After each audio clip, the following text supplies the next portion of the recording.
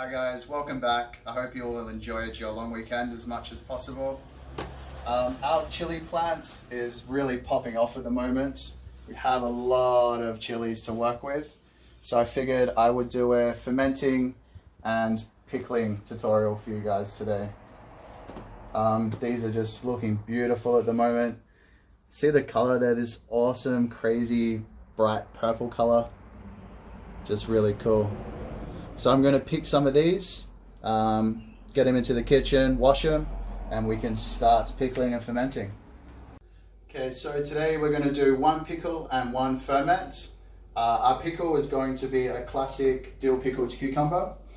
So you'll need 3 Lebanese cucumbers, 1 small bunch of dill, 2 teaspoons of black peppercorn, 2 teaspoons of caraway seeds, 1 tablespoon of white sugar, and 1 cup of vinegar. I have white wine vinegar here just because that's what was in my cupboards. You can use any vinegar that you have really. For our ferment, we're going to be making the beginnings of a fermented hot sauce using our chilies that we picked from the garden earlier, approximately 50 grams, 1 small capsicum. You can use red, green, yellow, it doesn't really matter. 1 small onion and 1 bunch of coriander. Also, you will need a tablespoon of sea salt and 1 cup of water. Alright guys, I'm going to start prepping this and we can crack on with the rest of it. Okay, so I'm quickly going to show you how to prep the cucumbers for our pickle. Just cut off each end. Cut him in half long ways, in half again,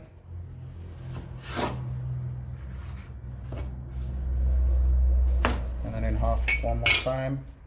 Grab your pickling jar, which is one of the things I actually forgot to mention in the ingredients list, but you will need a pickling jar for pickling, obviously, and for your ferments. Just pack those in as tight as you can. So we've got a pretty short jar, which is why we've had to cut our cucumbers in half again, but if yours is taller, you don't necessarily have to do that. Exactly, we're just using what we have, basically. So you can see they're nice and packed in there. We may have been a little bit ambitious with the 4 cucumbers, but we were close enough. So all you want to do now is get your dill, which should have been washed, and literally just shove it in there. Stalks and all? Stalks and all, yeah. The whole lot. The whole shebang. And that's it guys, that's ready for our pickling liquid.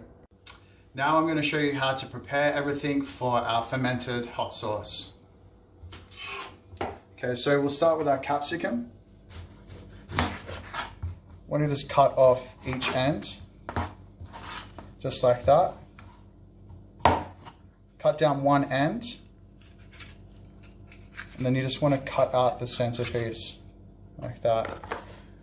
Dispose of as many seeds as you can. You don't need to get rid of all of them because this will all be getting ground up once it's been fermented. So you get your capsicum to that point, cut it in half again, in half one more time, and then just into rough pieces, just like that.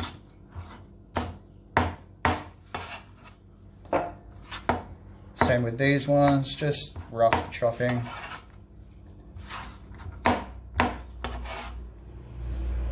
Bada bing, bada boom. All right. Onion, cut off each end. This end, you don't want to cut this completely off because this part is essentially what holds your onion together when you dice it. So you want to just cut the tip of that off. You can see it's still holding together. Cut him in half. Use your knife to peel. You can use your fingers as well if you want. Yeah, I would definitely use my fingers. I'm not safe enough. I like living dangerous. All right. Now this is the easiest way to dice your onion. This just needs to be a rough dice, so it's even easier. 1, 2, 3, roughly. Once down the middle. And then just like that. Nice little rough dice. One more time.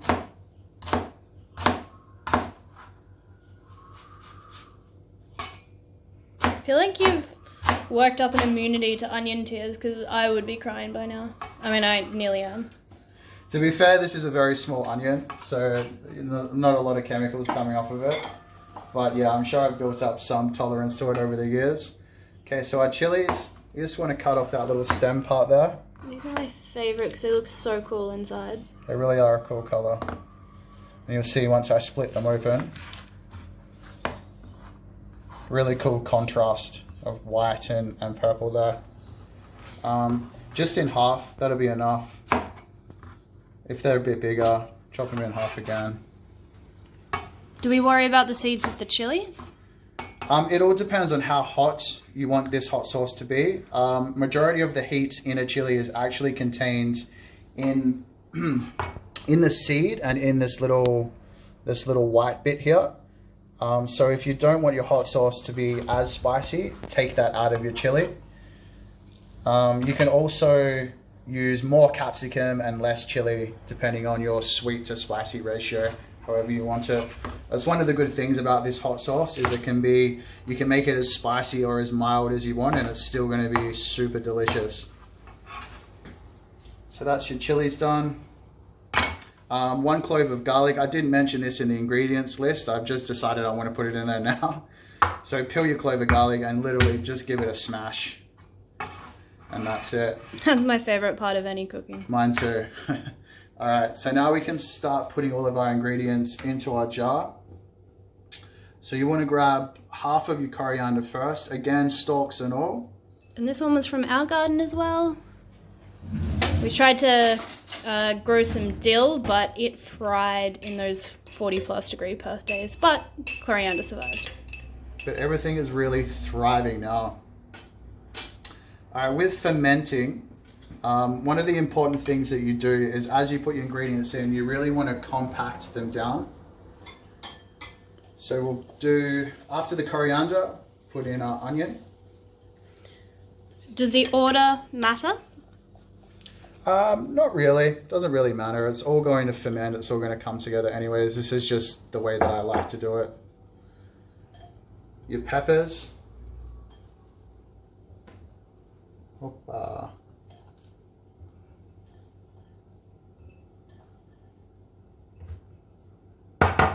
Your garlic.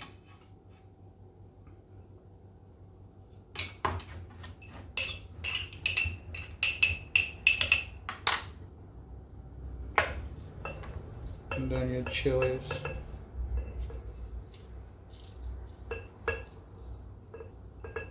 I really hope they stay that like bright purple color, because this is going to end up looking so cool. That, or they might go white because they're white inside, and that would also look sick. So we've accidentally nailed the ratio with this little jar, which is awesome, because that's exactly what you want. As you can see, everything's nice and tightly compacted in there. Beautiful colors in this too. It actually looks really cool. Nice. All right, so all we need to do now is get our brining solution happening and our pickle done, which I will show you how to do now, and then we're done. Okay, so I have 2 pots on here, as you can see. One is just our salt and our water for our fermented hot sauce. You just want to heat the water up enough just so the salt dissolves, and then take that straight off the heat, because we want that to be at about room temperature when we pour that into our jar. So that's nice and dissolved now. I will take that off. In our other pot, we have our pickling solution, which is just our vinegar, our seeds, sugar. You just want to bring that up to the boil, and then that'll be ready to pour onto our cucumbers. And you pour it on straight from the stove? Straight from the stove into the jar, yeah. Nice. That's it. Okay, so I've just poured my boiling brining solution over our cucumbers and our room temperature salted water over our hot sauce ingredients. Now I'm just going to quickly explain to you guys some differences between pickling as opposed to fermenting. They're both ancient methods of preserving with the added benefit of making them delicious, obviously. With your pickling, you're essentially preserving with the vinegar itself, with any added flavor coming from any herbs, spices, salt, sugar, things like that that you add to it. It won't change too much in appearance over the course of 2 weeks to 2 months, however long they will last. Whereas this guy will completely undertake a chemical transformation and will look completely different in a couple of weeks. The chemical reaction that happens in this ferment in particular is what's known as lactic acid fermentation. Basically what this means is that the salt that we have added to this jar will stop any bad bacteria from growing and will allow the good bacteria to eat the sugars that are naturally present in the vegetables. This creates what is known as lactic acid, and a byproduct of that is, or are, probiotics. Probiotics are great for your immune system and also your digestive system. So one of the main differences between these two methods is obviously your ferment has a lot more medicinal benefits to it. What you want to do with your pickle is just pop that straight into the fridge, and this will last for up to 2 months. You can eat them straight away if you want to, but best to wait, you know, up to 7 days will probably be optimal in terms of flavor. Now with your ferment, you want to actually just pop it onto a plate, which I have over here. This is because as time goes on, you will see that chemical reaction start, and you'll notice it'll start to bubble, basically.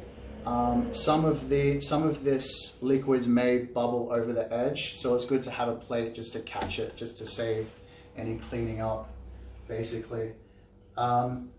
If the chemical reaction gets too intense and there's just too much gas coming off, what you want to do is what's known as burping your jar, similar to what you would do to a baby.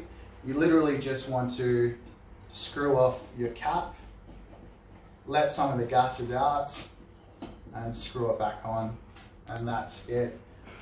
We will actually be filming this over the course of the next couple of weeks and posting pictures just so you can see the transformation that it takes. Once this is done fermenting, all we need to do then is blitz it up into our hot sauce, bottle it up, and you can refrigerate that for anywhere between 4 to 6 months. Alright guys, that's it. That's our pickling and fermenting class. See you next time.